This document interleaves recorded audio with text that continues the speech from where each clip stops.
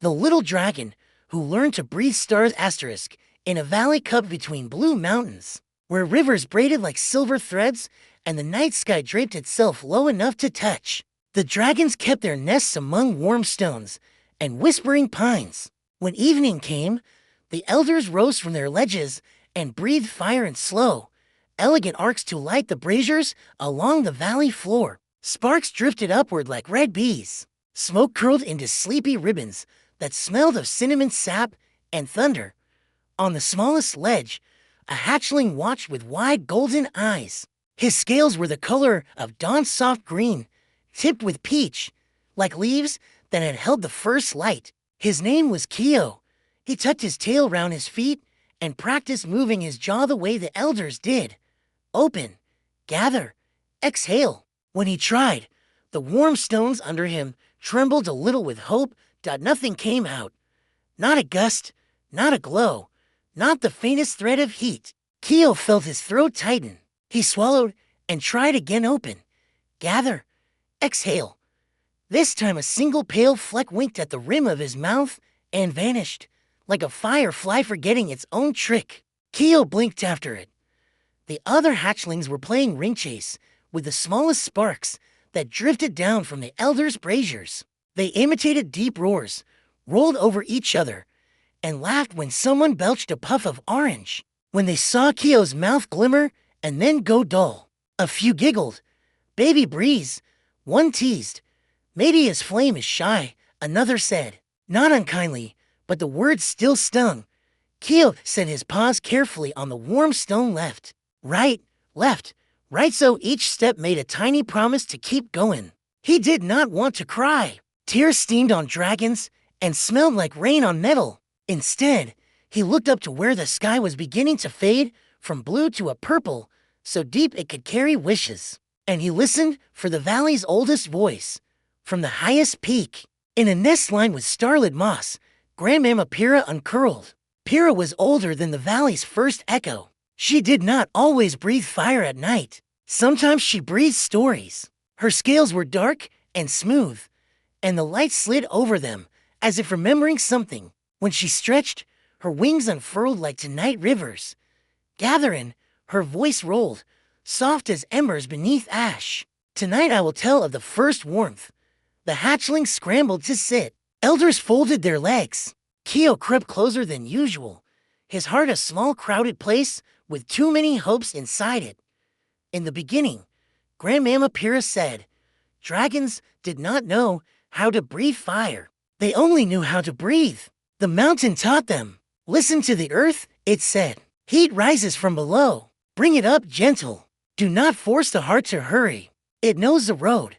And when dragons learned to carry the mountain's warmth into the open air, the night could see itself by their light. Keo lifted a paw halfway. Grandmama, he asked, unsure if he was allowed. What if the warmth will not come up? I practice. I think gentle. I wait. I ask, but my mouth is only empty. The other hatchlings glanced at him, some with curiosity, some with the relief of being the one who asked the question everyone wondered.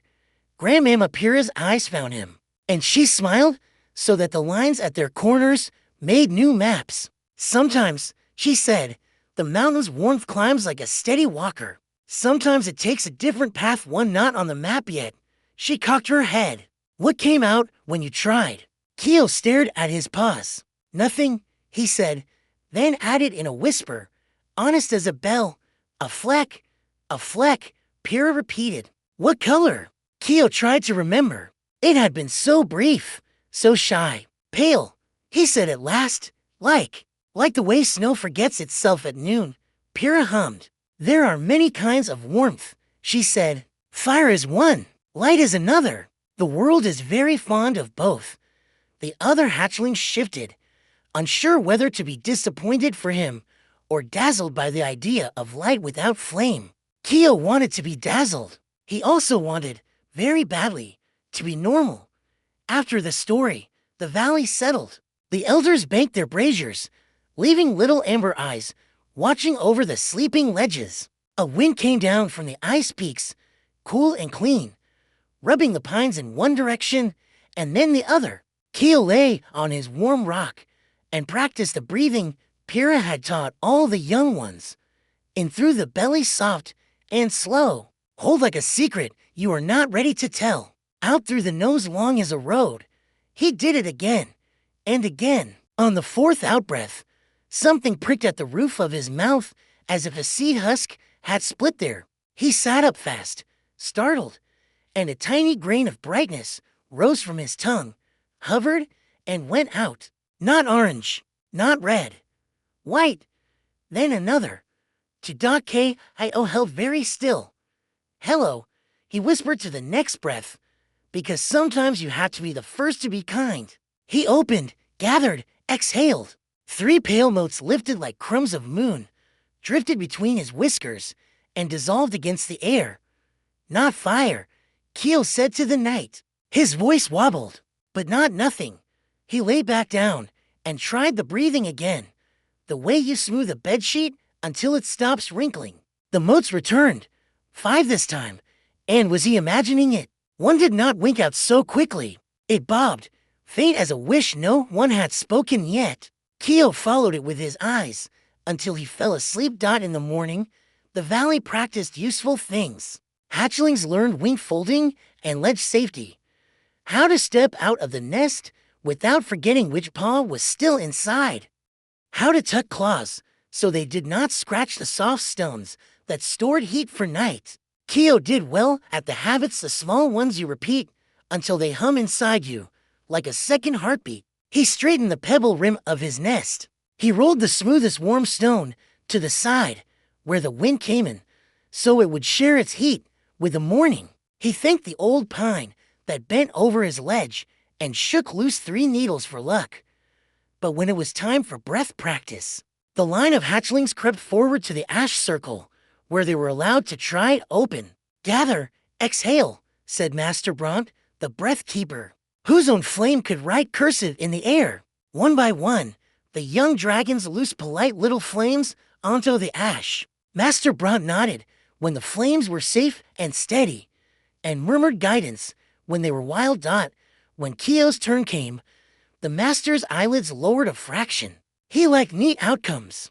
Keo stepped into the circle and felt his throat go tight in front of all those watching eyes. Open, gather, exhale. To tiny white flecks floated out and vanished like hushes. A few hatchlings giggled. Master Bront did not. He did not smile either. His voice did not soften. It did not sharpen. It simply stated, "That is not fire."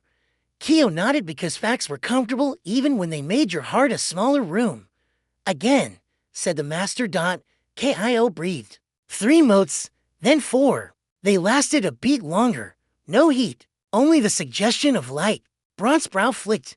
Different, he said, guarded, as if the word might bite.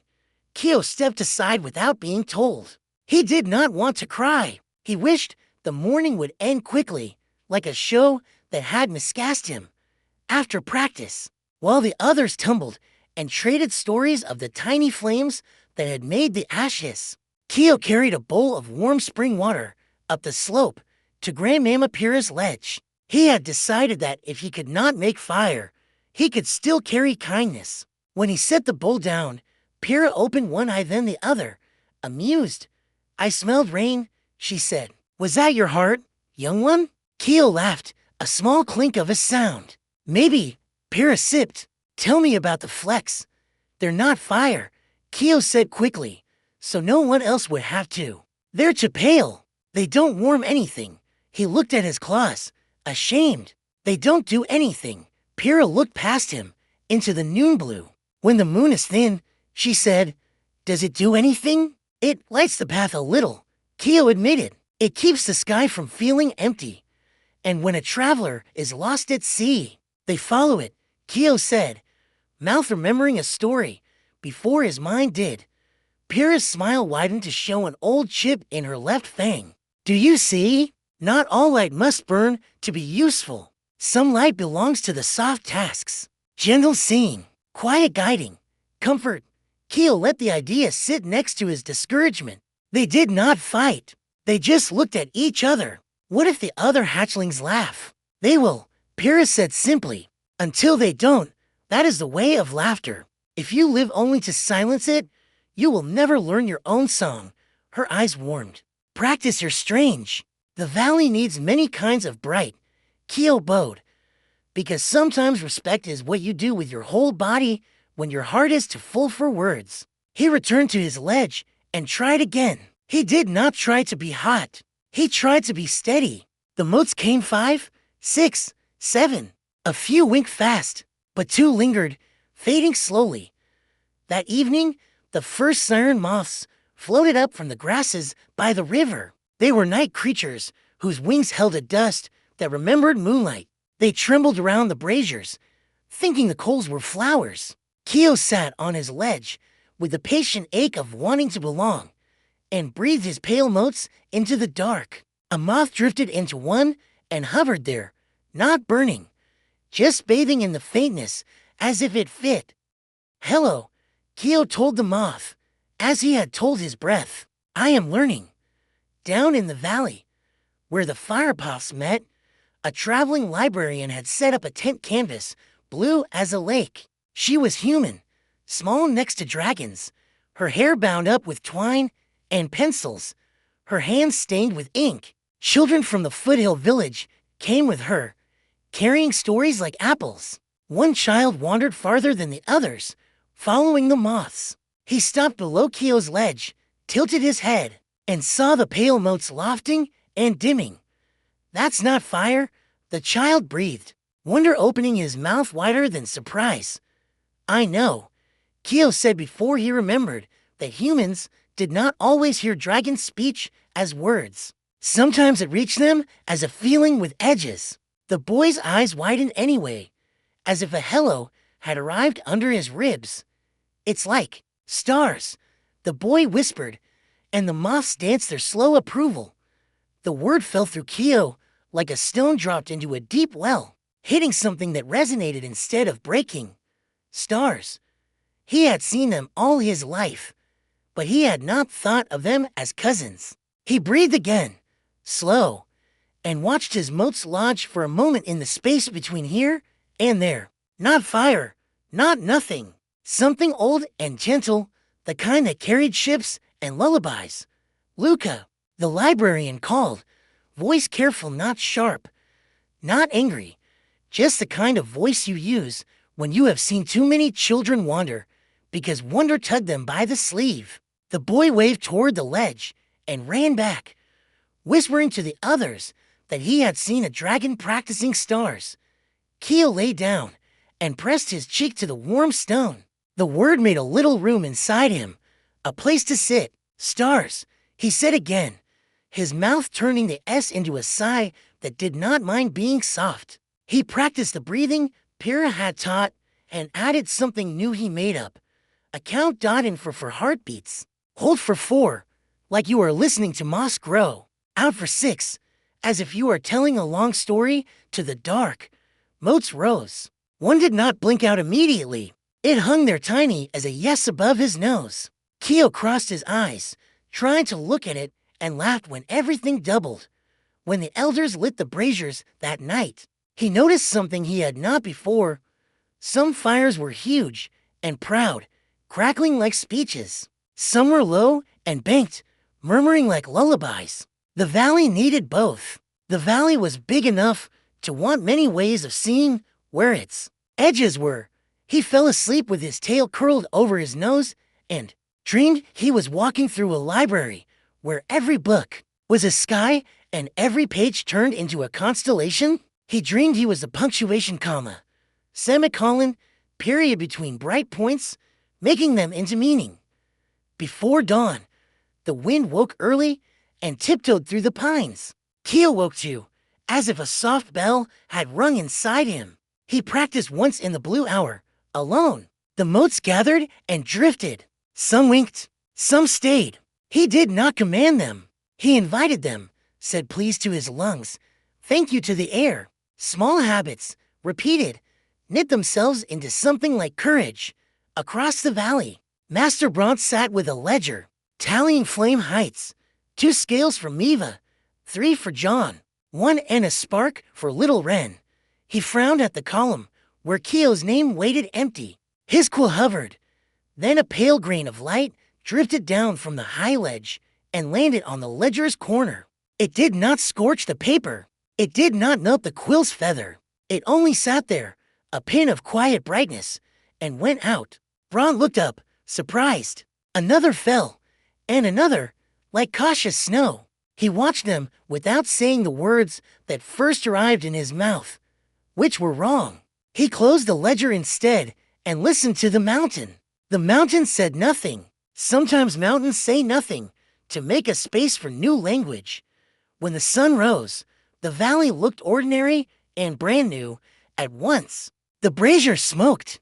The librarian folded her tent. The boy named Luca told anyone who would listen that he had met a dragon who breathed stars. And even the ones who didn't listen still smiled because the words touched something in them that loved impossible things. Keo sat up, smoothed the rimstone of his nest, and promised the day he would try again. He did not promise fire. He promised light, any light he could offer. He promised to sweep his ledge so no one slipped. He promised to thank the pine for shade and the warm stone for remembering yesterday's sun. He promised to practice his strange until it was less strange to him, even if it was always strange to others. He took a breath that started in his toes and climbed like a careful traveler. He held it, felt it change its mind from heat to bright, and let it go. 10 motes this time, and one so steady it seemed to hum. He named it one quietly hope because names help small things stay down in the valley. The elders raised their heads and sniffed the air. I smell night, one murmured, though it was morning. I smell wishes, said another. Grandmamma Pyrrha smiled into her cup. I smell the future, she said, which was a scent like new pages and old songs. Keo breathed again, and the mote's little seeds of sky rose to meet the day that would ask more of him than it had yesterday, and give him, in return, a word bright enough to stand in. Star breather. He did not know yet what work such light could do. He only knew it was his, and that it did not have to burn to count. He rested, then practiced again, because even miracles like to be rehearsed. Asterisk morning unrolled itself, like a scroll of pale gold, across the valley. The pine shadows shortened. Warm stones remembered the night's embers and let go of them slowly, with little ticks like patient clocks. Keo rose from his ledge and practiced his small habits. He swept the grit off his sleeping stone with the palm of his forepaw. He turned the largest pebble in his rim so its flattest face met the path, a welcome to any claws that might visit. He thanked the pine with 3 careful head bows, as Grandmamma Pyrrha had taught the young, because gratitude was the first breath of wisdom. When the valley stirred for lessons, Master Bronze's bell chimed, a low bronze sound that rolled like a river. The hatchlings gathered into tidy arcs round the ash circle. Keo took his place at the end, not from shame, but because he liked to watch how the morning behaved before it reached him. The others fidgeted, smoked little curls, traded boasts about last evening's embers. Keo noticed the important things. Miva's claws were too sharp for the soft stone. Wren's left wing always dragged when he was tired. Taro stood taller when someone said his name kindly. He stored these small knowings like pebbles in a pouch. You never knew which one would be the right weight at the right time. Open, gather, exhale. Master Braun intoned, and flames stepped politely from mouths to air. Ash hissed. Pride brightened small faces. When Braun called, Keo, the valley wind shifted as if to listen. Keo stepped into the circle and felt the familiar tightness in his throat try to close the door. He did not push against it. He set a hand on his belly instead and remembered Pyrrha's counting. In for 4, hold for 4, out for 6. On the outbreath, 10 pale motes lifted like seeds that had decided to trust the season. 2 winked away quickly. 3 hovered and thinned. 5 hung in a slow, soft drift. 1 found the air's still place and rested there, small and steady. Asterisk, the circle did not hiss. It did not need to. There was no heat to tame. There was, instead, a strange hush, as if the ash itself had remembered a snow it had once met. Master Brant's nostrils flared. His voice made room for something it had not yet named. Again, Keo breathed, and the motes answered. He did not try for more. He tried for longer. They obeyed him only the way true friends obey, not as soldiers, but as listeners. They lingered for the length of 2 heartbeats, then 3. The hatchlings leaned in. Someone whispered, "Pretty," before shame elbowed the word back behind their teeth. Brant lifted a claw. Enough. He did not praise. He did not scold. He wrote something in his ledger that was not a number. Keo stepped out, pulse steady. He had not impressed anyone who liked to measure heat. He had not failed either. He had demonstrated a thing that did not yet have a chair at the table. After breath practice came the useful ways, the lesson where elders paired a habit with a task. Today, Elder Loon taught Glowkeeping how to tend the valley's path braziers so travelers could find the library tent, the springs, the safe ledges. It should have been simple: rake ash, feed kindling, breathe low flame, bank coals. But the wind had decided to practice tricks. It stole heat and left the paths dim. Elder Loon frowned at a stubborn brazier whose coals sulked under gray. Miva blew. The wind slapped it. Wren puffed. The ash coughed and went dull. Loon turned to Keo without thinking and then stopped, remembering. Her eyes softened. "You may rake, Keo." He nodded, grateful for the task, and scraped the ash into a neater bed. The brazier brightened a little and then slumped. Keo stood very still and listened. Sometimes there speaks in elbows and shoves. Sometimes it writes a quiet note. He lifted his chin, counted in, held, breathed out not at the coals, but above them, laying a thin drift of motes across the lip where the wind entered. The motes made no warmth, only a veil the wind tested, and decided to go round. The next puff from Miva took. The ash blushed. The brazier found its old story. "What did you do?" Elder Loon asked. Not praise yet, but the curiosity that makes room for it. Keo swallowed. "I made a fence the wind did not see. A fence made of seeing." Loon's mouth twitched. A windbreak of light.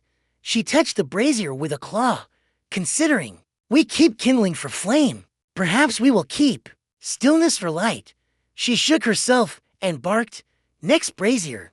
Because elders also have habits, and one of them is to move on before wonder makes them forget the time. Word of the windbreak wandered the valley on the feet of gossip. Some dragons scoffed. Pretty tricks. Some tried it and failed because they blew the motes like sparks. Keo did not correct anyone. He simply practiced where he was asked and where he wasn't, laying small soft curtains in the places the wind liked to steal dot at midday. A fog climbed the river like a pale animal, curling under ledges, blind and polite. The traveling librarian rang a bell more often so village children would not lose the tent. "Stories here. Careful there." Her voice hopped along the path, tripping over damp air. Luca, the boy who had named Keo's Flex, stood on a rock with his hand raised as if he could part cloud by will. Kio went down the steps left, left, right, keeping his tail tucked so it did not sweep small feet. "Fog is a kind guest," he told Elder Loon, who had come with tripping ropes and patience. "It only forgets that our eyes are shorter than its hands. Can you persuade it to remember?" Loon asked, half a joke. Kio breathed, and the motes rose.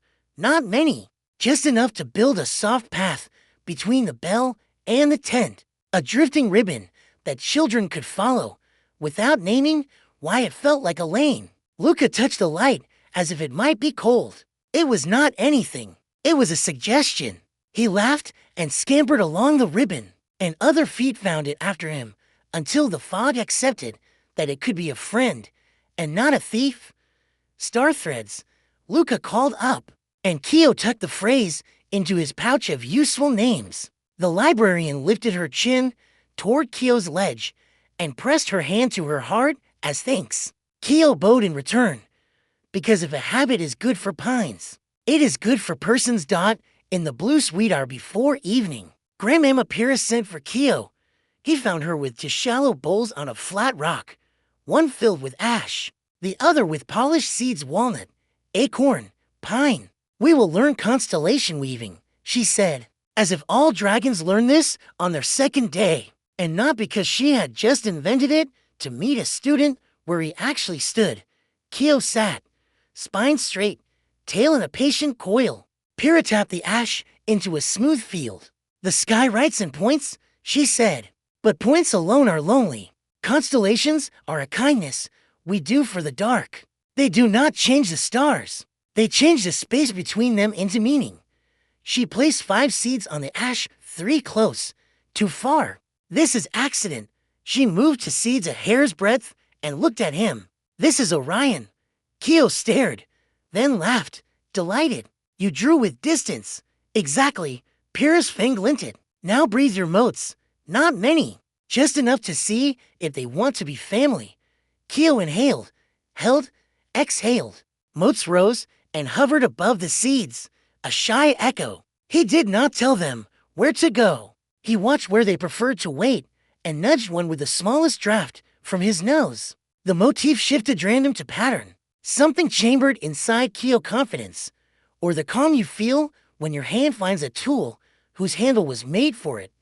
Again, Pyrrha said. They moved the seeds. He breathed. They named old hunters and new songs. This one, Pyrrha said, is the warm stone that remembered winter. Keo snorted. That is a long name for a small picture. We are dragons, Pyrrha replied. We are allowed to be excessive.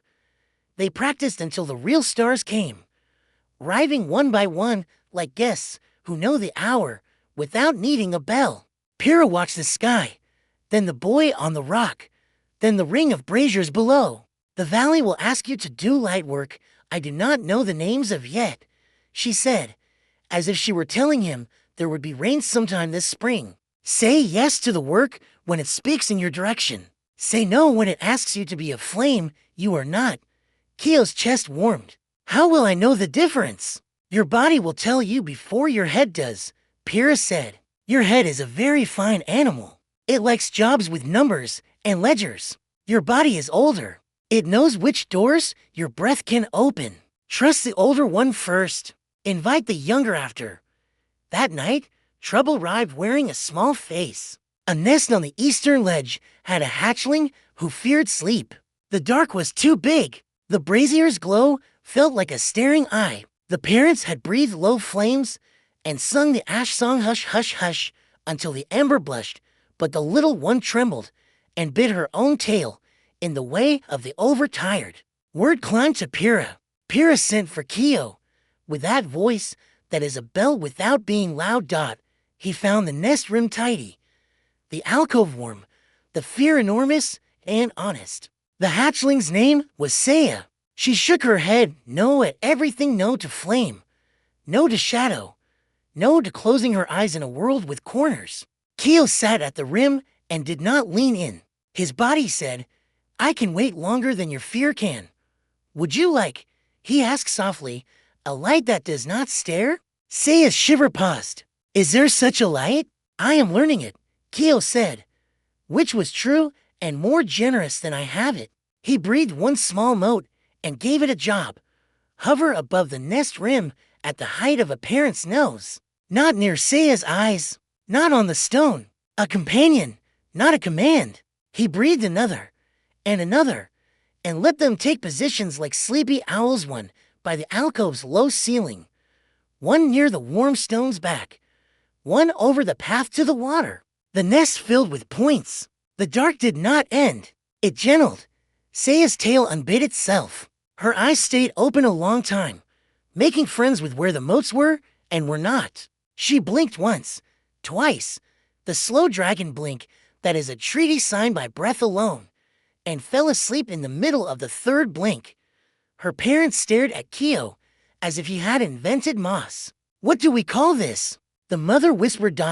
Kio looked at Pyrrha, who had appeared as silently as old trees appear in stories.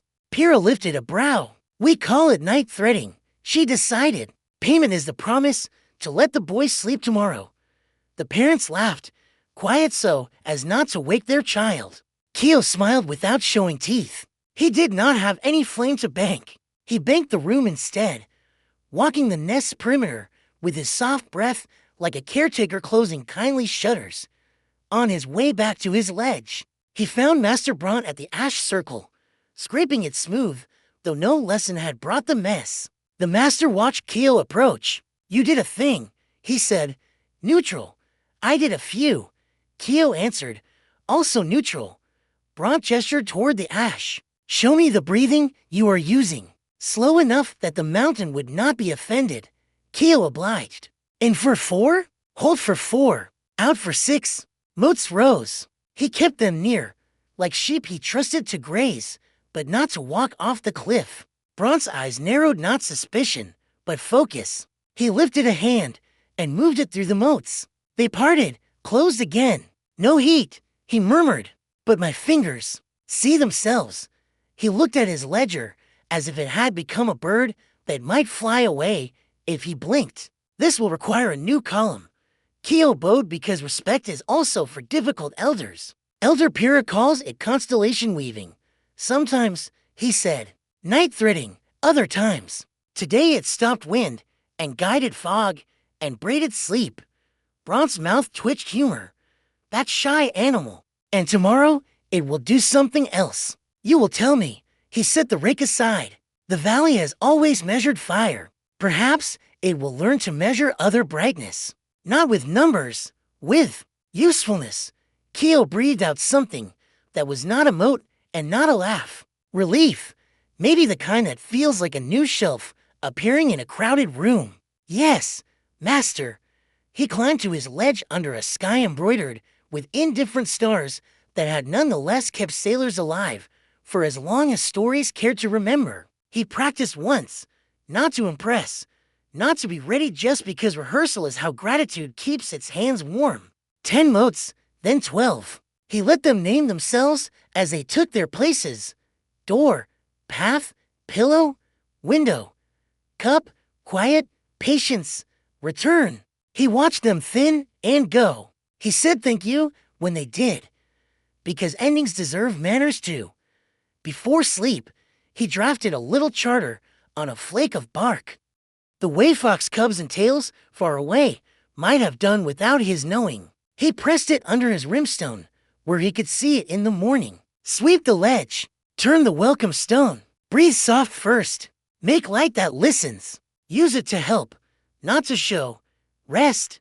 He added one more line, smaller, because it felt shy. Practice your strange. The valley quieted. The librarian banked her lamp. The boy Luca dreamed of a path that glowed without burning. Master Bront, who did not much like dreams, because you could not grade them, did not mind the one he had of holding a handful of motes that refused to behave like anything except themselves. Pyrrha slept with one eye on the part of the sky where the newest constellation would be when someone finally named it. Keo curled around his warm stone, placed his chin on the smooth place he always chose, and let the night be big without being cruel. Somewhere inside the mountain, the old heat turned over and smiled. Somewhere above the mountain, very far and very near, a star blinked once, as if to say, I see you, small bright, and then kept on with its ancient work of lighting without shouting. The day began with a thin, clean wind that made the valley's pines murmur in one direction, pause, and murmur in the other.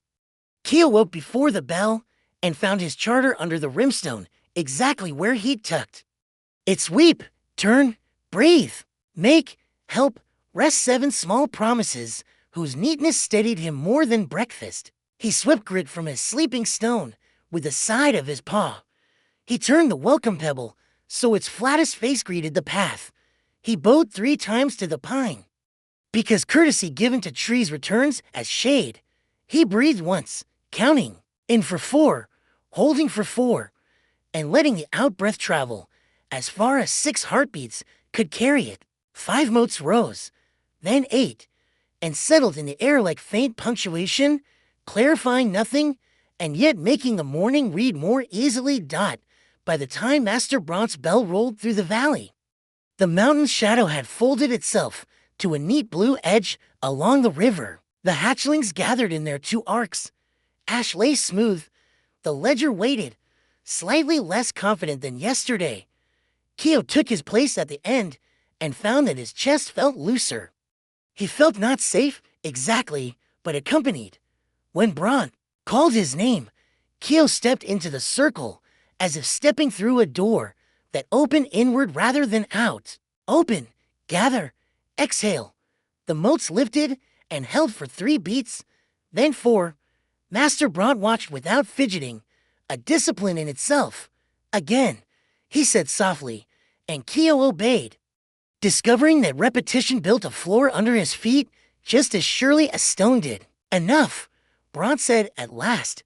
He tapped his quill against the ledger in a way that sounded like a reluctant yes. After lessons, you will meet Elder Loon at the Eastern Path. The librarian is breaking camp at dusk and will return to the foothill village with the children. Fog is likely. His mouth tilted in what Keo now recognized as humor with sore feet. Do what you do, preferably without inventing chaos. Keo bowed. Yes, master. Inside, something unclenched. A job was a kindness. It shaped the day and gave the hands somewhere to put their wanting. Useful ways this morning was wing stretches and cliff scents, led by Eldertem. The hatchlings learned to spread their wings without taking anyone's eye out. And 2 stepped to a ledge's lip and read the air with whiskers and toes before trusting it. The routine pleased Keo. It rhymed with his charter. Taro stood next to him and whispered, "Your light made my little brother sleep last night." He said the dark was busy with stars and had no time to scare him. Taro's voice held shy pride, the kind that grows stronger when someone hears it and does not step on it. "I'm glad," Keo whispered back. He wanted to say more, but Tem's tail curled in the universal elder sign for attention, and they attended. Near noon, a message came up the path in the mouth of a small runner, a lizard with a ribbon around its belly and a stubborn sense of mission. Elder Loon unrolled the ribbon, read, and raised her head. "The foothill road is broken," she called. "Yesterday's rain slid a shelf of earth into the lower pass. The caravan must take the long way round through the old cut by the Shadow Ridge." A ripple moved through the valley, the way murmurs do when they are not quite fear yet, but want to be. The old cut was safe, but tricky, narrow, with walls that swallowed sound and a roof that tangled fog until it forgot how to behave. At dusk, shadows gathered there sooner than logic expected and overlapped until even patient eyes grew impatient. Elder Loon looked at Keo. It was not a staring look. It was a question written as a road. Can you lay a guide that will not blow out, that will not scorch the canvas, that will mind itself if children wander? Keo measured his breath against that list. He did not have to be a flame. He was not. He had to be himself more cleanly. "I can try," he said. He felt the older part of his body, the mountain reading part, approve. He felt his head produce 3 plans at once and argued gently about which to test first. "Take 2 helpers," Loon said. "One with sense for stone, one with sense for air." "Taro for stone," Keo said, because Taro felt ledges with his feet the way birds feel seasons with their bones. He looked up just in time to see Saya, the small hatchling whose sleep he had braided last night, peeking from behind her mother's tail with a face fierce with belonging. She was too little. Keo's glance passed on and found Miva, whose fire was small but reliable, and whose carefulness with claws suggested a mind that valued edges and where they belonged. Miva for air. Miva blinked, surprised to be chosen for anything that did not involve neatness. Then she lifted her chin. Yes, they gathered at the Eastern Path when the sun was a coin being slowly slid into the pocket of the ridge. Elder Loon met them with coils of soft rope made from riverweed, a basket of dried moss, and a smile that turned worry into tasks. The old cut will try 3 tricks, she said. First, it will swallow sound so travelers cannot hear each other and panic. Second, it will fold shadow on shadow until children forget which hand is left. Third, it will persuade fog to be a wall. Put your work where those tricks try to be true. Keo nodded. He glanced down at the foothills where the librarian's blue tent had already folded.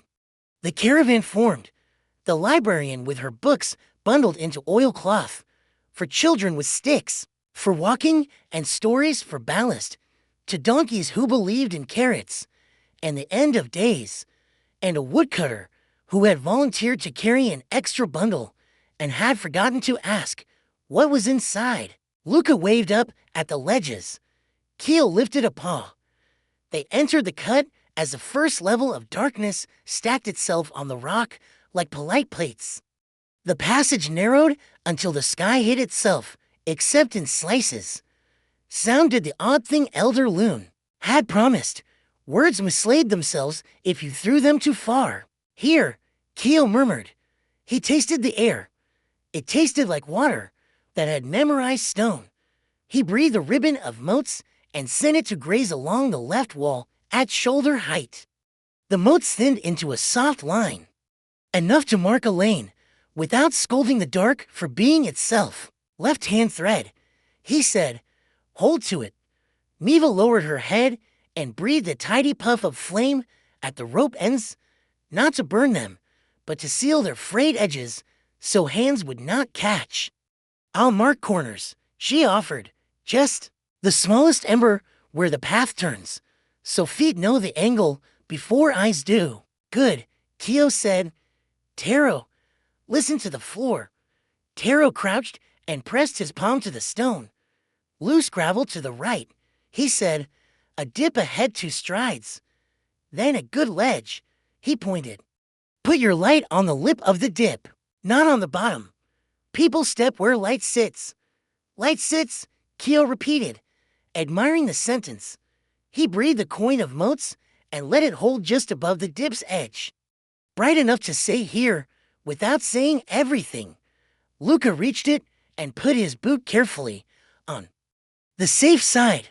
Thank you, he told the light, earnestly ridiculous. The light, being inanimate and also polite, said nothing and did not move. The passage tightened. Fog practiced being a curtain. The children began to talk too loudly to prove they could still hear themselves. The donkey on the left considered a dramatic pause, a strategy donkeys employ when they want their importance underlined. The librarian coaxed without bribery, because she had only 1 carrot and it had already been promised to all involved as a universal reward. Trick 2, Miva breathed. Shadows. Keel let his motes gather in clusters ahead, small constellations at head height every 20 steps. Eyes like companions, he said, not eyes that stare. The clusters did their quiet work. Children measured distance by lights they could count. Panic fell back to a mutter. Say his mother, who had come to walk this part because gratitude needed exercise, pressed her wing against the wall and found herself unafraid. Trick 3, Taro said after a bend. Fog wall, Elder Loon had said. Put your work where the trick tries to be true. Keo stepped closer to the place the fog had decided was a door the caravan could not open. He breathed not toward it, not away from it, but across it, laying a mesh of motes like threads in a loom. The wall did not mind light that did not scold. It slipped through the weave, the way a curtain slips through a ring when you tug. The fog learned it could be somewhere and not everywhere, and found it agreeable to be a veil rather than a barricade. Star threads, Luca whispered, all making his words smaller, so they would fit where all wanted to live. They moved. The cut bent again and again.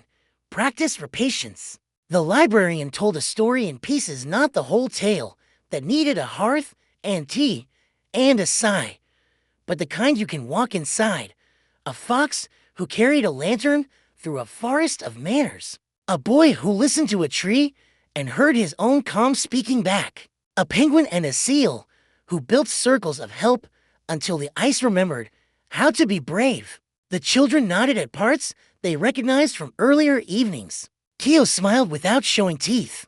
The stories were cousins. Halfway through, trouble tried to be invited. The woodcutter's bundle slipped on a slick and slid toward a shadow whose bottom had not made up its mind. Taro lunged and caught the bundle with his forearms before it found a decision. He grunted and looked offended at gravity. "Light there," he said, and Keo set a mote above the treacherous angle. Miva put an ember on the wall beside it, just a kiss of orange, and said to the wall, "Stay kind." The wall, which had not considered meanness a choice so much as a weather, considered kindness a choice and chose it. Everyone stepped safely. At the third bend, one of the donkeys decided to demonstrate how a creature with for stout legs can pretend to be a scarf. It twisted, refused, and went limp. The caravan's pace hiccuped. Luca's confidence slipped and almost fell with it. Keo exhaled a thin river of motes that ran from the donkey's stubborn nose to the carrot destination, a luminous line of obviousness. The donkey opened one eye, regarded the glowing promise, and made a sound that meant, loosely, "Fine. But remember this magnanimity when discussing future hay."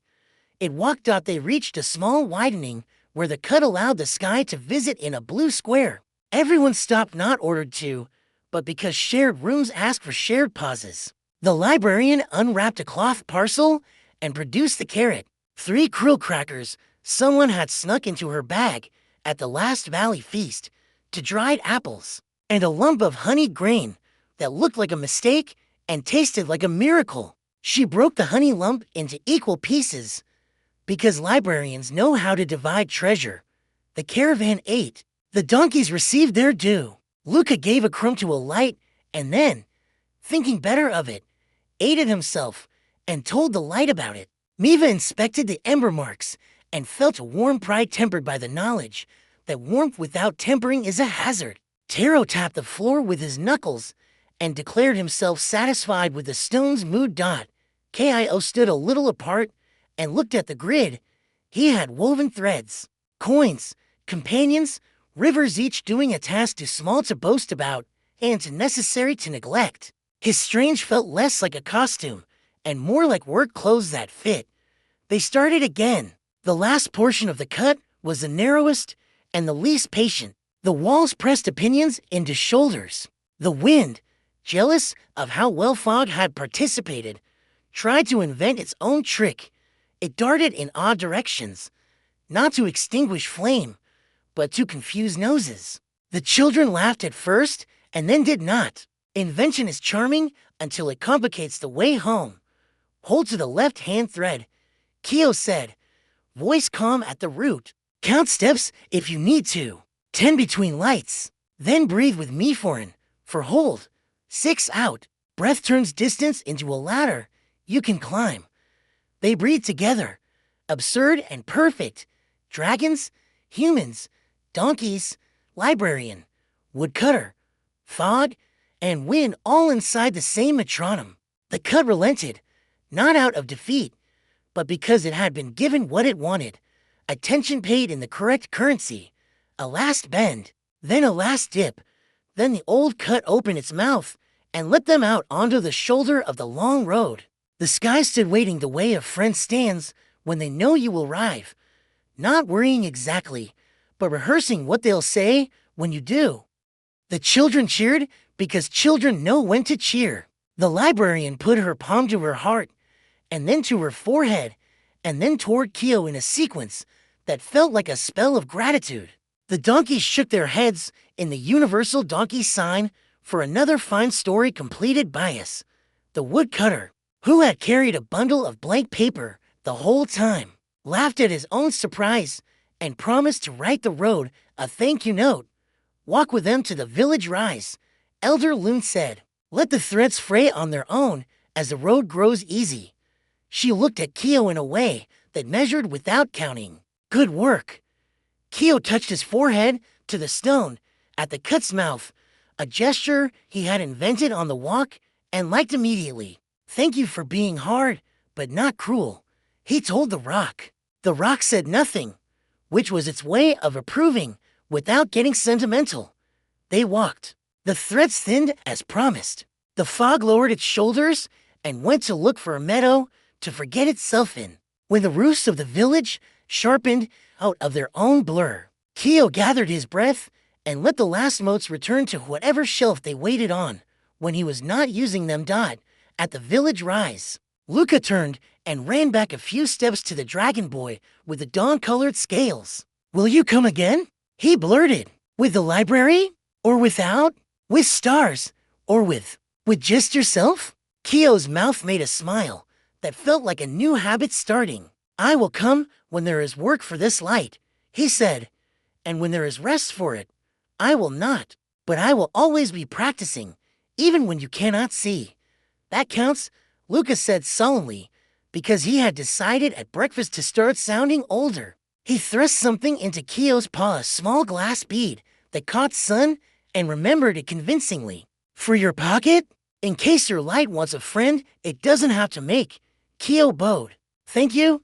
He watched the caravan enter the village, followed the curve of roofs and smoke, and then turned back toward the cut with Miva and Taro, who walked a little taller than they had in the morning because usefulness had put extra bones in their posture. They reached the valley before full dark. Elder Loon took one look at their faces and canceled all formal lessons as a reward disguised as wisdom. Grandmama Pyrrha met them at the ash circle with 2 bowls of something that steamed like spice and forgiveness. Master Bronze stood nearby with his ledger closed and his eyes open. What did you do? Pyrrha asked, not because she did not know, but because telling is how you turn doing into teaching. Keo told it simply. The thread at the left wall, the coins on the dips, the companions at head height, the net over the fog wall, the breathing ladder, the carrot diplomacy, the donkey's magnanimity, the rock's polite silence. Pyrrha listened as if a new recipe were being spoken. Bront did not interrupt. When Keo finished, the master said, tomorrow, you will show the older hatchlings how to lay a guide in a safe corridor. We will call it star paving. We will test it in the training caves. We will teach it to those who burn too hot and to those who do not. It will be part of the ledger. He touched the book's cover, then his own chest, as if to make sure both existed. And we will leave a space for methods without names. Miva looked startled to be included in an invention. Taro rolled his shoulders in a way that meant his bones had learned something the rest of him would understand next week. Keo felt tired in a good way, the kind of tired that arrives when the light you have fits the job the day asked of it. Night stretched itself across the valley like a calm blanket. Keo climbed to his ledge, swept the small grit the wind had left, turned the welcome stone, and breathed 3 motes to lay on the rim like night lanterns to polite to stare. He ate, which felt like agreeing with life. He wrote 2 new lines on his bark charter with a bit of charcoal. Teach when asked, and name the work after what it helps, not after yourself. He lay down.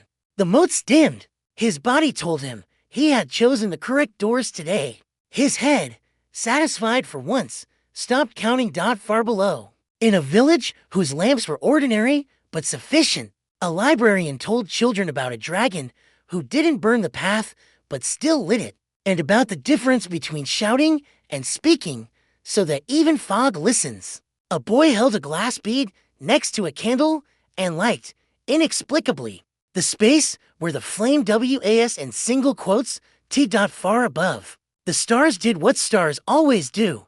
They minded their ancient posts without complaint, glad to be joined for an evening by a handful of small, earnest cousins who were learning how to be bright without heat. And somewhere between those distances, a hatchling dreamed he was walking a road he had made for others, and that his footsteps did not erase it. They moved. The cut bent again and again, practice for patience. The librarian told a story in pieces, not the whole tale, that needed a hearth and tea, and a sigh, but the kind you can walk inside. A fox who carried a lantern through a forest of manners. A boy who listened to a tree and heard his own calm speaking back. A penguin and a seal who built circles of help until the ice remembered how to be brave. The children nodded at parts they recognized from earlier evenings. Keo smiled without showing teeth. The stories were cousins. Halfway through, trouble tried to be invited. The woodcutter's bundle slipped on a slick and slid toward a shadow whose bottom had not made up its mind. Taro lunged and caught the bundle with his forearms before it found a decision. He grunted and looked offended at gravity. "Light there," he said, and Keo set a mote above the treacherous angle. Miva put an ember on the wall beside it, just a kiss of orange, and said to the wall, "Stay kind."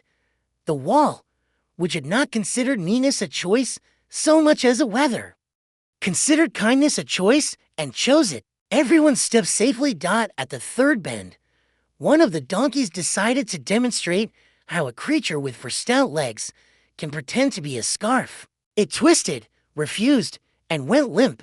The caravan's pace hiccuped. Luca's confidence slipped and almost fell with it. Keo exhaled a thin river of motes that ran from the donkey's stubborn nose to the carrot destination, a luminous line of obviousness. The donkey opened one eye, regarded the glowing promise, and made a sound that meant, loosely, "Fine. But remember this magnanimity when discussing future hay."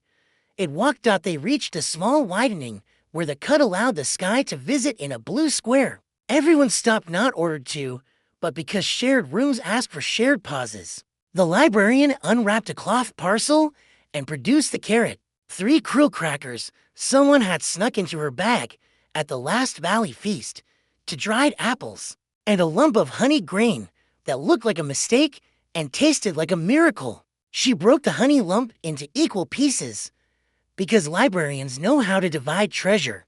The caravan ate. The donkeys received their due. Luca gave a crumb to a light and then, thinking better of it, ate it himself and told the light about it. Miva inspected the ember marks and felt a warm pride tempered by the knowledge that warmth without tempering is a hazard. Taro tapped the floor with his knuckles and declared himself satisfied with the stone's mood. Kio stood a little apart and looked at the grid.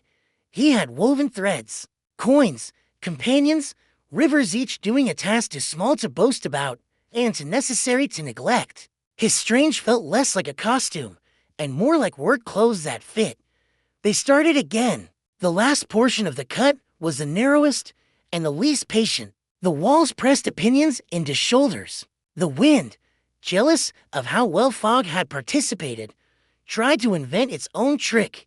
It darted in odd directions, not to extinguish flame, but to confuse noses.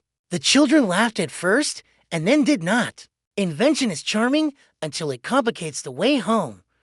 Hold to the left-hand thread, Kio said, voice calm at the root. Count steps if you need to. 10 between lights. Then breathe with me for hold.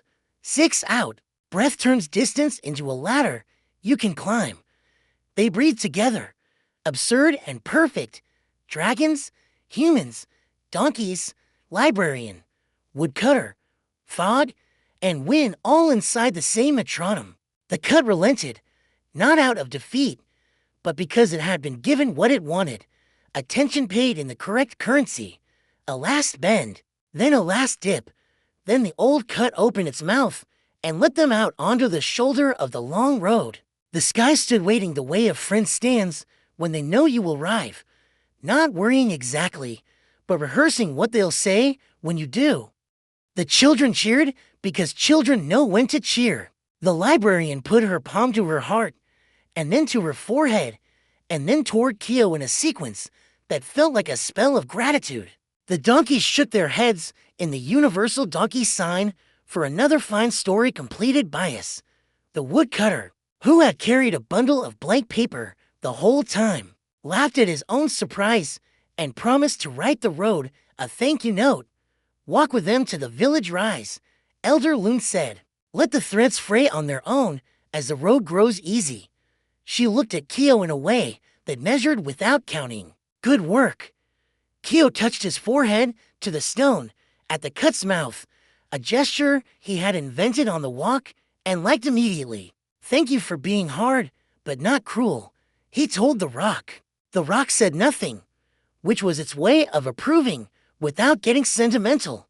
They walked. The threads thinned as promised. The fog lowered its shoulders and went to look for a meadow to forget itself in. When the roofs of the village sharpened out of their own blur, Keo gathered his breath and let the last motes return to whatever shelf they waited on when he was not using them. At the village rise, Luca turned and ran back a few steps to the dragon boy with the dawn-colored scales. Will you come again? He blurted. With the library?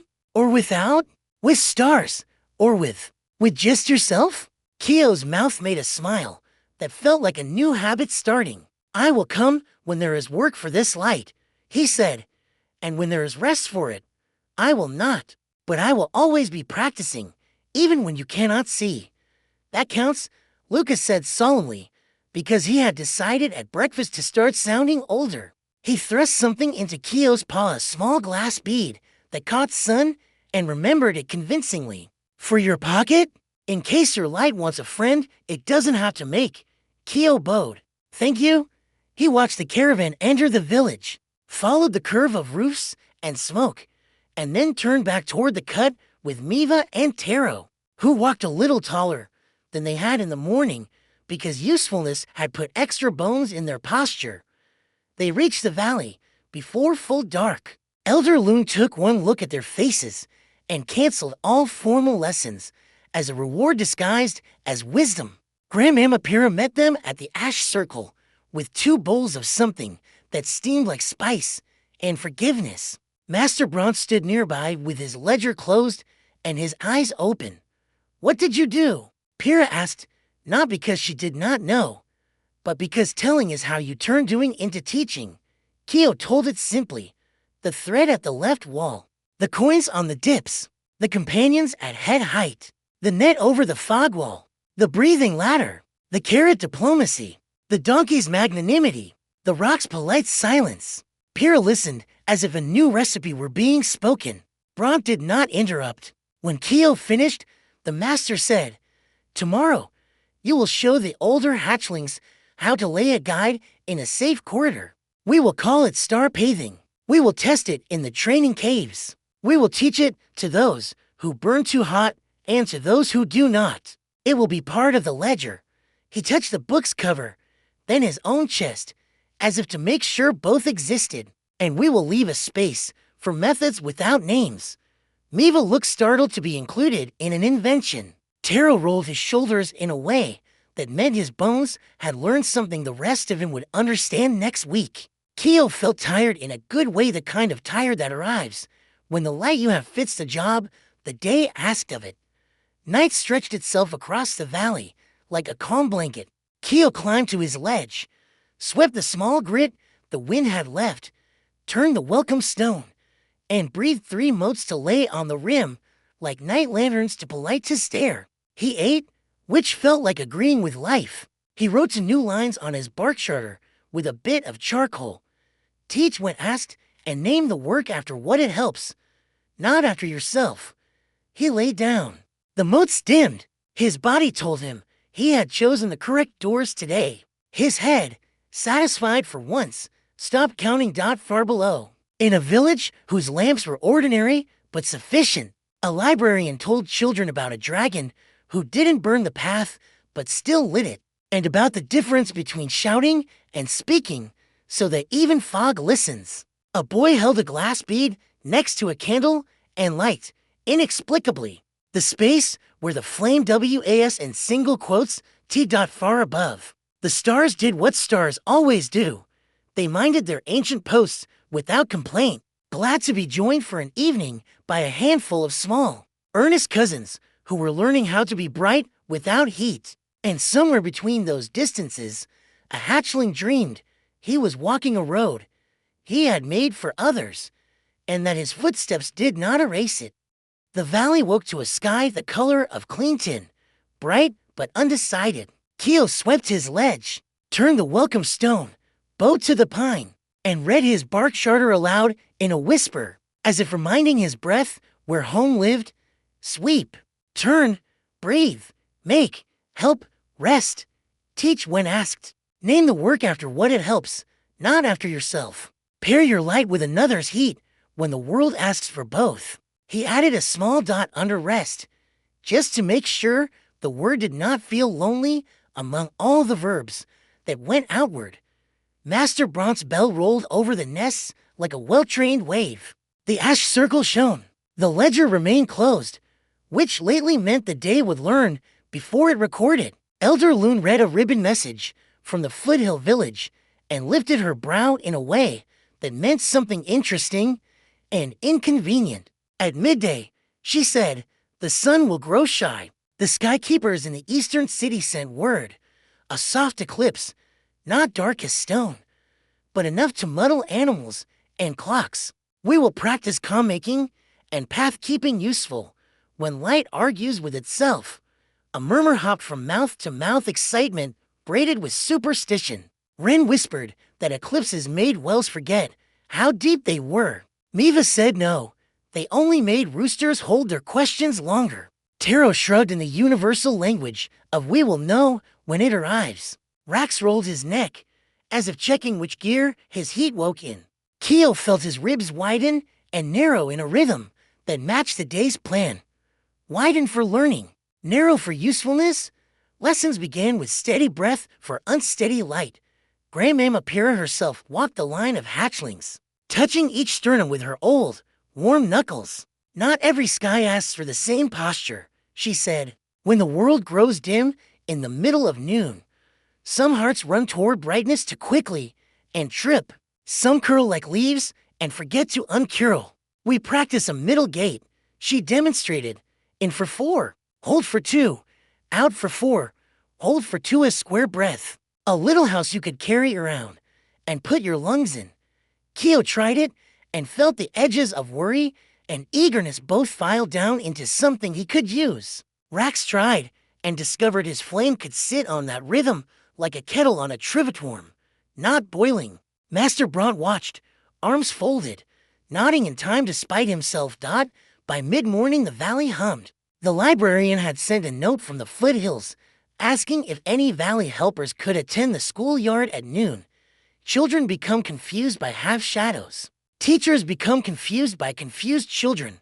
Elder Loon assigned pairs. Keo, Rax, Miva, Taro. Elder Tim will stand at the well in case it decides to perform philosophy. They set off with ropes, moss baskets, and calm they hoped would still be there when asked.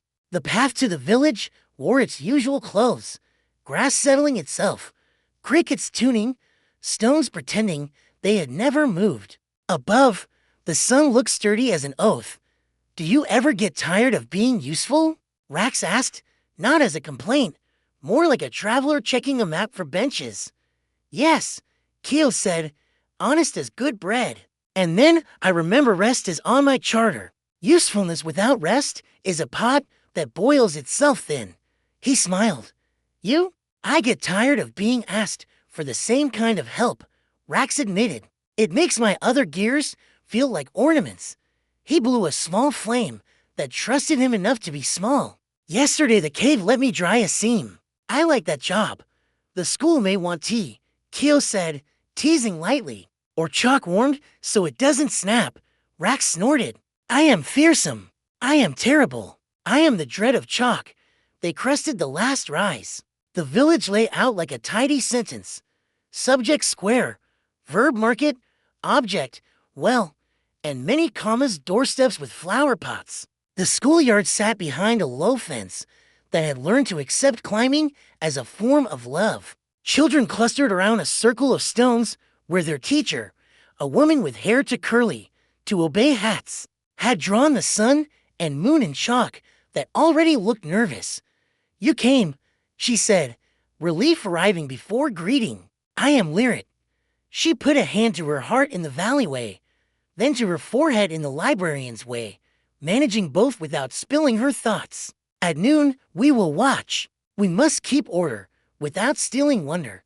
She looked at Keo's mouth And Rax's, we will also keep sleeves from catching fire. Light that doesn't burn, Keo offered. Heat that warns, not scolds, Rax added. Lyra looked suddenly less alone. They prepared the yard like a kitchen. Keo breathed a light thread around the circle where the children would stand waist high for small eyes to follow. Not enough to compete with the sky, but enough to say, here is where your feet belong when your thoughts are elsewhere. He pinned the four corners with companion notes like friendly punctuation. Rax walked the fence and set ember dots on the rails at intervals, so curious hands would find warm reminders before they found dangerous forgetfulness. The teacher handed out little pinhole cards paper with tiny holes that would turn sunlight into a pattern on the grow. We will not look directly at the sky, she said. We will watch what the light does when it travels through small doors. Keo loved that sentence so much he stored it whole. A bell in the square. Ding the wrong hour on purpose to invite everyone's attention to the right one. The sun climbed, bold as usual, and then without drama. Like a sentence remembering a subordinate clause, the edge of the day softened. Not night, not storm. A gentling of contrast, as if the sky had put a silk scarf over its bright mouth to whisper. Gasps, giggles, one cry. The roosters in far coops said, "What?" and then said nothing, unwilling to be wrong in public. Shadows sharpened their borders, and then, without asking permission, grew double one a little to the side of the other, like a twin who had rushed to stand almost precisely in place. Look at the ground, Lyrid instructed, and the children held their cards over the dirt. The tiny holes poured pale coins that were not circles anymore, but crescents, hundreds of little moons spilling themselves in a pattern that made the earth fancy.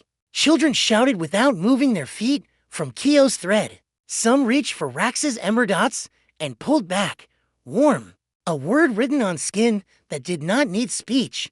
A child small, serious. The kind who names worms stepped outside the thread toward the well, because that is what curiosity does when left unsupervised for half a sentence. Keo widened the left-hand light a hand's breadth in that direction, without making it look like a scold. The child's foot found the edge of the glow and remembered it belonged inside the circle. Thank you, she told the light, because some children are born fluent in gratitude. The light continued doing its job, which was a kind of modesty Keo aspired to daunt as the eclipse deepened. A coolness moved across faces. Birds misfiled themselves under evening and then decided to go with the majority. The square took on that hush usually reserved for libraries and snow. Lyra breathed her square breath in 4, hold 2, out 4, hold 2. Children copied, either because she said so or because calm is a contagion worth catching. Rax's heat hummed along the fence, a necklace of almost not there. He noticed a corner where wind habitually made trouble and added a larger ember in the shape of an arrow that meant here, not there. Lessening a draft the way you redirect a puppy without making it ashamed of joy. Good, Lyrid murmured, seeing the arrow and storing the idea to use with chalk in geometry next week. Dot at the far side of the square. 3 elders from the hill farms had come down with jars of pickled beets because gifting is the currency of sensible people. They stood, hats in hands, blinking like owls. One swayed, as old knees do when the world forgets to be predictable. Keo walked over and breathed a little constellation at Can Haida lean here made of light. The elder leaned, smiled with half her mouth, and said, "My bones are superstitious. Your small stars are practical. Practice makes practical," Keo said, proud of a sentence that behaved at the moment of deepest dim-rived noon wearing dusk's jacket. The motes became suddenly visible, even to people who did not believe in small brightness. A boy who had bragged all morning about not being scared squeezed the teacher's hand without being told to be brave. Lyrid squeezed back the exact amount that says I am here and you are allowed to be a mammal. The wind tried a trick. A small swirl in the yard center lifted dust into a cone that wanted to be a spectacle. Rax lifted his chin to blow it down and then remembered the cave. He walked into the swirl and breathed warm flow, not to fight it, but to make the dust choose the ground because the ground seemed more interesting. The cone collapsed into nothing and then into ordinary air. Heat for persuasion, he muttered, amused by his own restraint.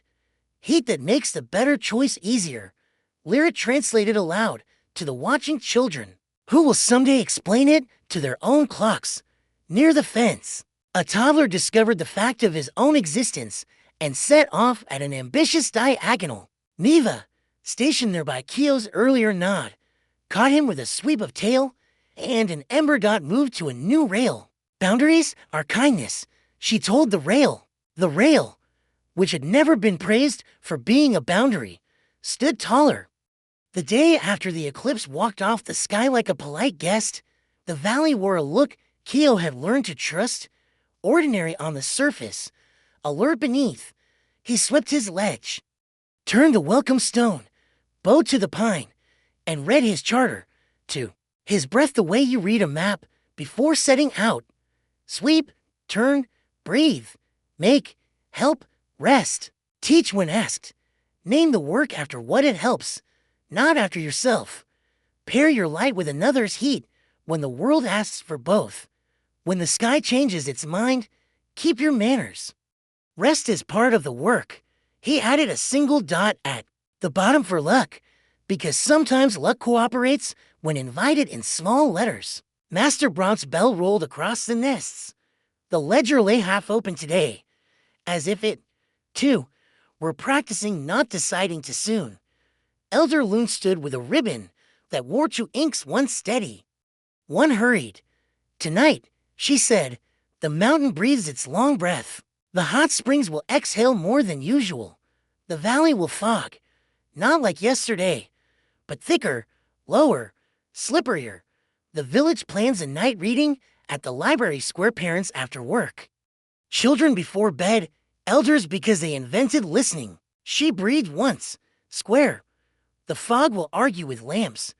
We have been asked for light that doesn't shout, pathways that don't forget themselves, warmth that minds canvas and hair. A murmur. Not worry, but the sound hope makes when given a job. We'll need shelter, Grandmama Pyrrha added, arriving as if the sentence had left space for her, and a place to rest the helpers while help is still being asked for. Also, a way to keep our own calm from running too fast. She tilted her head toward Kyo without spectacle, and we will need the stars inside houses. Kyo's ribs widened and narrowed in a rhythm his lungs recognized. I can lay threads in rooms as well as under sky, he said. They'll have to be kinder. Indoors light echoes differently. Racks, Bront said, turning. Kettles? Yes. Braziers? No. He lines along table edges, so hands know where not to wander. Teach Ren the low gear again, and let him teach say a teaching will settle his pride. Miva. Ember punctuation at. Stair lips, not steps. Steps should speak for themselves when possible. Taro. The well path. Elder Tem. The springs persuade them not to preach steam into faces. The day rehearsed. Kyo practiced breathing in rooms. Pyrrha opened the story hall, and he laid a left-hand thread along the bookcases, then stood in the center with his eyes closed and listened to the way motes held in still air. He learned that corners collect worry. He placed companion lights there like chairs for anxiety to sit in until it behaved. He learned that windows invite light to show off. He pinned their pride with two soft points so they would remember they were frames. He learned that ceilings are shy and appreciate a constellation at the height of old shoulders. By late afternoon, the foothill village smelled like cinnamon and damp wool. The librarian, hairpinned with pencils and resolve, met them at the square with an inventory spoken as thanks. 24 chairs, plus hope, 3 tables, 1 kettle, 6 jars of tea leaves, a crate of mugs that disagree with each other about how to stack, an assortment of readers, all different kinds of tired. And this, she held up a long paper. Banner painted by children. Crooked stars above a crooked house under the words Night Market of Stories. We'll hang it if the fog agrees to let us pretend it's the sky. Keo bowed. It will agree to pretend, he said, and let his breath try the room. The square had grown edges. Since last night the fog was already practicing at the corners. Rax walked the perimeter and drew a shelf of heat above knee height, a warm horizon that said enough without saying stop. Miva placed her ember dots by the stair to the library's porch, one at the lip, one at the rails. And so feet and hands could read caution without scolding. Children arrived carrying blankets and questions. Luca ran straight to Keo and produced the glass bead from his pocket like a magician with a favorite trick. For calibration, he said solemnly. And Keo accepted the bead the way you accept. A gift that teaches the giver how very good they are at giving. The fog lowered itself with the obedience of a well-trained inconvenience. Lamps dimmed to opinions. The librarian lit two, and left three unlit on purpose. Darkness needs somewhere to sit. Keo lifted his face and breathed a net, not wide, not high, just above heads, fine as spider silk, moat space so that the fog could pass through without becoming confused by itself. Indoors and almost indoors. The light learned its indoor manners. The banner rustled once and then stayed, the painted stars practicing being cousins to the ones above the web of moats. Left hand thread along the square, Keo said, and let one run from the well to the library door, waist high for children, palm high for adults. He pinned it with soft eyes over the broom closet, under the window ledge, by the knot in the door frame, where hands habitually reach, in the story hall. He set 3 points at cane height near the back row in case elders came late and wanted dignity. Rax set a line of kettle warmth behind the serving table where mugs would march, then a faint underline along the table's front where small hands might hover. He looked briefly at Keo, then raised a brow. Keo nodded. Rax breathed just enough into the librarian's kettle that tea would steep without boiling the night's patience. Ren and Saya worked with serious faces and low flames, proud of heat that didn't have to be dramatic to be believed. The hour for reading came in on slippered feet. Lyrt the teacher opened a book with a cloth cover that had learned to listen. We will begin, she said to the square and the fog, and the idea of all squares and fogs that had ever gathered around stories. Tonight we have 3 tales. A fox whose lantern learned it was a way of saying I'm with you. A tree that whispered until a boy heard his own listening. And a dragon who found that stars can be breathed as gently as thanks. Keo's ears warmed. He resisted the urge to dim his motes out of embarrassment. The village didn't need modesty more than it needed light. He breathed once to steady his breath inside the square breath Pyrrha had taught for unsteady skies. And his motes hummed at their posts. Children leaned against adults, and adults leaned against old habits they were trying to make better. Listening before fixing, thinking before asking for more. When the wind shouldered the square from the north, Keo spread the nets weave tighter on that side, without hurrying. When the fog tried to settle on the lost and found table, Miva shifted an ember dot, and the fog remembered to be somewhere else. When a kettle signaled boredom, Rax tapped its side with a warm claw, and it sighed into usefulness. Midway through the second story, trouble introduced itself as a sound the square did not know how to file. A wet cracking, then an awkward groan, as if it had become confused about its responsibilities. Someone near the well shouted. The shout stopped quickly, but its echo arrived anyway. The librarian looked at Rax. Rax looked at Keo. Keo looked at the ground the way he looked at sentences when he wanted to find out where they wanted to break. The well cover, Lyrt called in the calm voice that remembered children in the yard. A cartwheel. It slipped. She raised her chin at the adults nearest the square's lip. We'll need hands. We'll need notice.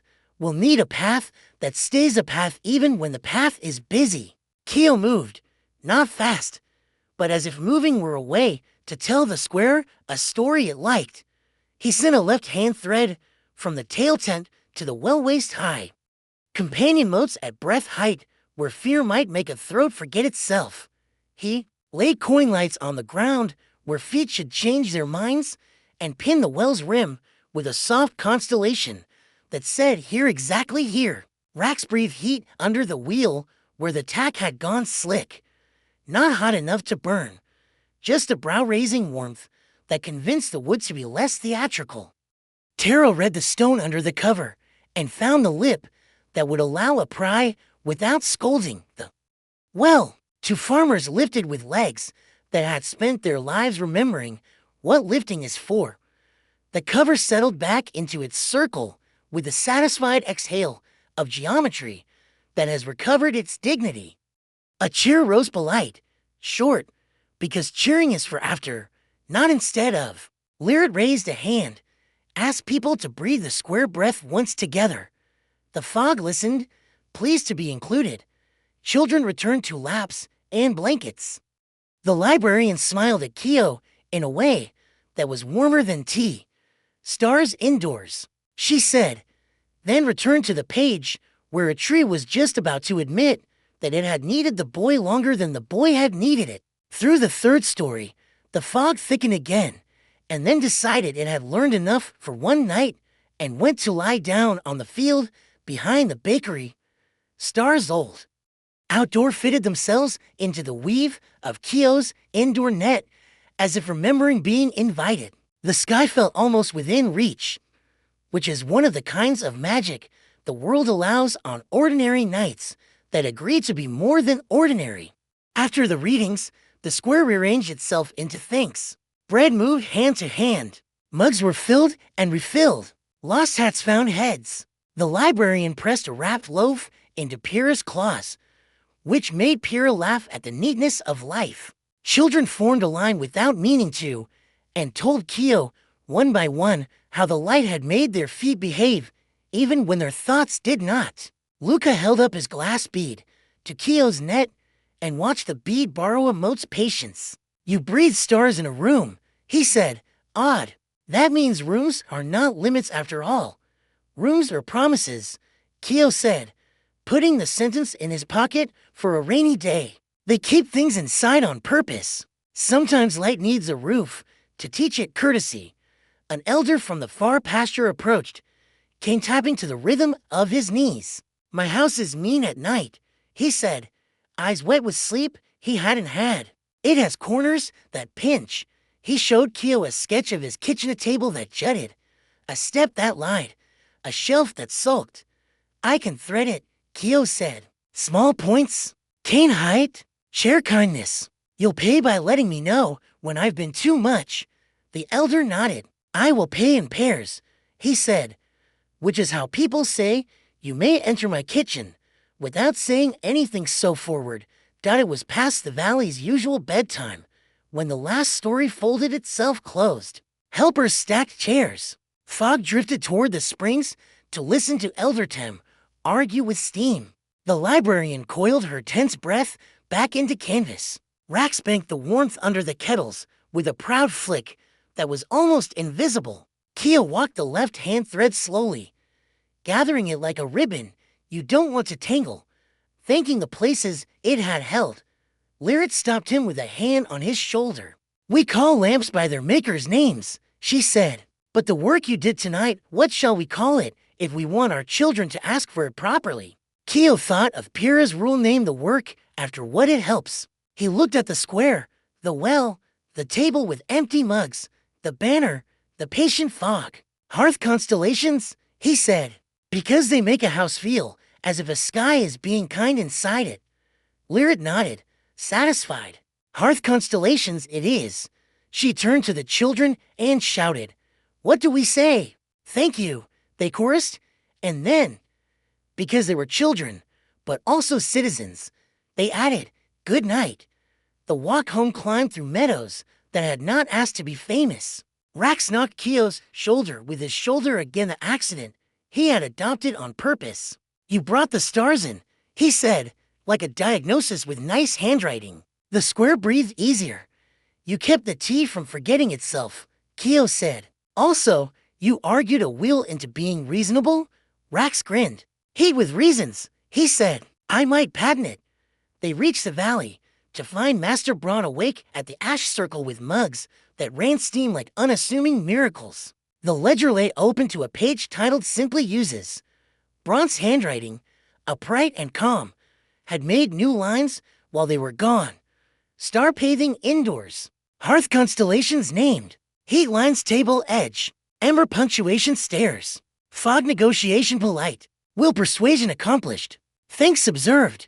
Beneath he had added a line he would have been embarrassed to read aloud. Keo's light allows other work to be right-sized. Rax's heat allows Keo's light to be brave. Pairing recommended. He snapped the books shut when he saw them as if caught thanking his students with his pen. "Tea," he said, which in Bronx dialect meant well done. Pyrrha perched on a rock and patted the stone beside her. "Sit," she said. "I owe you a story and you owe me your faces when you hear it." Keo and Rax sat. The valley settled round them like a cat in a friendly lap. "This is the tale of the night the stars came indoors," Pyrrha began, and Keo's heart startled as if a bell had rung in his ribs. A village asked for light that would not boss the dark around. A dragon remembered that light could be a chair as well as a trumpet. He laid stars in a room and called them hearth constellations. The room remembered it had always wanted to be a sky. People remembered they could be brave without noise. Tea remembered its job. Wheels remembered their circles. The night remembered it could be trusted. And the dragon, she looked at Keo until he felt seen without being pinned to a wall. He remembered that his breath did not have to be like anyone else's to be worthy of being asked for. Rax made a triumphant sound that he tried to hide in his cup. "Filed," he said, tapping his head with one claw. Pyrrha's eyes softened. "The next part is small, and therefore important," she said. He wrote down what he had learned so others could learn it faster than he did. Keo reached for the charcoal nub before the sentence finished arriving. On the back of his bark charter, he added a column and titled it Teachings. Under it he wrote, with the carefulness he reserved for things he did not want to forget when he was tired: star paving left hand, waist high, coins at dips, companions at breadth, night threading nest rims, cane height, corner points, hearth constellations indoors nets, window pins, courtesy for ceilings, heat lines table edges, kettle shelves, ember punctuation stairs, rails, no scolding. Then he added, because it was the most important, pair with another kind of bright whenever possible. He blew gently on the bark until the charcoal agreed to stay. "Tomorrow," Master Braun said, not looking at anyone and therefore looking at everyone, "we will have a making. Not a test, a making. The older hatchlings will lay a path for the younger through the training caves and into the story hall. The younger will follow, correct, argue, improve. We will learn a thing that books cannot hold without leaking." His mouth twitched. "I will make a new column. Call it good work," Pyrrha suggested. Ledger of useful braveries. Braun, who had named columns after heights and lengths his entire adult life, surprised himself by nodding. Night settled. The kind that doesn't need you, but is glad you are there. Keo climbed to his ledge, swept, turned the welcome stone, and placed 3 motes along the rim as usual. Not to impress, not even to guard, but to say yes to the hour. He pressed the glass bead Luca had given him into a little dent in the stone, next to his bark charter, so it could keep the paper company and the paper could keep it from rolling away. He lay down and made a last note without charcoal, writing it instead where breath stores its vows. Practice your strange. Teach your strange. Rest your strange. Thank those who make room for it. He smiled, because the sentence was fussy and true, which is how his best sentences like to be down in the village. The librarian stacked mugs and left the banner up because sometimes a banner needs to sleep under its own stars to feel it has done a full day's work. Lucas set his bead on the windowsill where moonlight could visit and told it, in case it didn't already know, that it had been to a night market of stories and behaved impressively. In a kitchen where corners had learned to stop pinching, an elder found his cane height constellation and felt unafraid of his midnight thirst. On the high ledge, Grandmamma Pyrrha looked up at the big, disinterested stars, their disinterest gorgeous. Their faithfulness a comfort hand thanked them for lending a little to the small, interested ones. Master Bront left the ledger open beside his bed, not as negligence, but as curiosity made into furniture. Elder Loon rinsed her ribbon and set it to dry with room for tomorrow's ink. Keo slept. He did not dream of fog or wheels or wells. He dreamed of a house whose ceiling was stitched with gentle points and a street whose left-hand thread made feet wiser than thoughts. He dreamed of heat that understood tea and of tea that understood tiredness. He dreamed of an indoor sky that knew how to be a room and of an outdoor room that knew how to be a sky dot and in the dark. Far above and also very near, a star blinked in the old way indifferent. Faithful while a new, small cousin breathed earlier that evening, lingered for one extra heartbeat at the library door, bright enough to be believed, humble enough to go out when thanked.